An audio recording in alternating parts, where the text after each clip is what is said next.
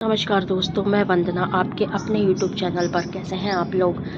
आशा करती हूँ आप लोग भी सभी स्वस्थ होंगे, अच्छे होंगे, भगवान की कृपा आपको मिलती रहे। तो दोस्तों, आज है सोमवती अमावस्या। सोमवती अमावस्या के दिन हमें क्या करना है कि इस तरीके से दीपक जलाना है घी का, और आपको 108 परिक्रमा देनी है। लेकिन जो लोग 108 परिक्रमा नहीं दे सकते हैं वो 11 परिक्रमा भी दे सकते हैं और 108 सामान रख सकते हैं। तो दोस्तों, ये आज बहुत बड़ी सोमवती अमावस्या है। आज के दिन हमें परिक्रमा ज़रूर करनी चाहिए, और उसके क्या क्या लाभ, कितना आशीर्वाद मिलता है भगवान का हमें, ये मैं आपको बताऊंगी। तो दोस्तों, इस तरीके से हमें दीपक जलाना है, धूपबत्ती जलानी है, और आप जिस चीज़ से भी परिक्रमा करना चाहते हैं वो आपको परिक्रमा करनी है। तो इस तरीके से कुछ दक्षिणा रखनी है, श्रृंगार का सामान रखना है, उनको महावर, मेहंदी सब कुछ लगाना है। तो इससे हमारा सौभाग्य बना रहता है, हमारे घर में खुशियाँ आती हैं और बहुत सारी चीज़ें होती हैं। तो दोस्तों, इस तरीके से सोमवती अमावस्या पर हमें परिक्रमा करते हैं। व्रत रखना ज़रूरी नहीं है, व्रत नहीं रख सकते हैं आप तो व्रत ना रखें। वैसे व्रत रखना कंपलसरी भी नहीं है, आप पूजा करके खाना खा सकते हैं। और शाम को भी आपको तुलसी माँ पर गाय के घी का दीपक लगाना है, और हो सके तो दीपक के अंदर थोड़ा आपको कपूर ज़रूर डाल देना चाहिए। भीम सैनी कपूर डालेंगे तो बहुत ही अच्छी बात है। और प्रभु की परिक्रमा करते हुए इस तरीके से आपको ओम नमो भगवते वासुदेवाय नमः, ओम नमो भगवते वासुदेवाय नमः का जाप करना है। और आपको या तो 108 परिक्रमा दे सकते हैं तो 108 दीजिए, नहीं तो आप 11 परिक्रमा दे सकते हैं और 108 सामान रखिए और 11 चीज़ें अपने हाथ में रखिए, और एक एक परिक्रमा पर एक एक चीज़ आप उस कटोरी में, बाउल में डाल सकते हैं। इस तरीके से हम सोमवती अमावस्या का परिक्रमा करते हैं। जो सोमवार को अमावस्या पड़ती है उसको हम सोमवती अमावस्या बोलते हैं। जो अमावस्या सोमवार के दिन पड़े उसको हम सोमवती अमावस्या बोलते हैं।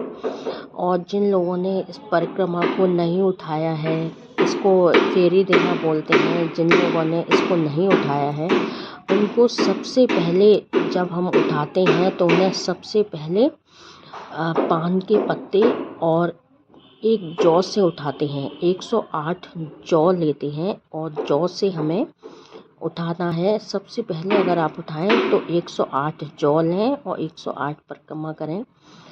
उसके बाद आप हमेशा के लिए इस परिक्रमा को उठा सकते हैं, लेकिन सबसे पहले हम जौ से उठाते हैं और पान के पत्ते से। उसके बाद में जब भी सोमवती अमावस्या पड़े आप उस दिन फेरी लें।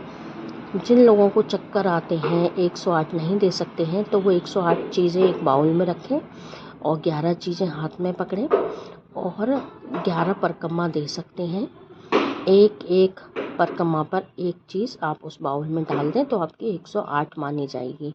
और नहीं तो आप पूजा कर लें। आप नहीं परिक्रमा दे सकते बिल्कुल, तो आपके घर में कोई अनमैरिड बच्ची हो तो आप उससे 11, 21 या 108 परिक्रमा दिलवा सकते हैं। लेकिन अगर आप एक बार उठाते हैं तो आपको हमेशा के लिए ये करना है। और आप फिर उसके बाद किसी भी चीज़ से करिए, बादाम से करिए, किशमिश से करिए, मूंगफली से करिए, चॉकलेट से करिए, आप किसी भी चीज़ से कर सकते हैं। लेकिन पहली बार उठाते हैं तो हम जौ से उठाते हैं और पान के पत्ते से। ये है सोमवती अमावस्या उठाने का तरीका। और सुबह आप जल्दी नहा के परिक्रमा कर लीजिए, उसके बाद आप कुछ भी खा पी सकते हैं। इसमें व्रत रखना कंपलसरी नहीं है। फिर आपको शाम को भी ऐसे ही घी का दीपक जलाना है, तुलसी माँ की पूजा करनी है, एक लोटा जल डालना है, और आपको उनको महावर से और हल्दी की 108 बिंदियाँ लगानी है उस गमले पर, और 108 ही आपको महावर की लगानी है।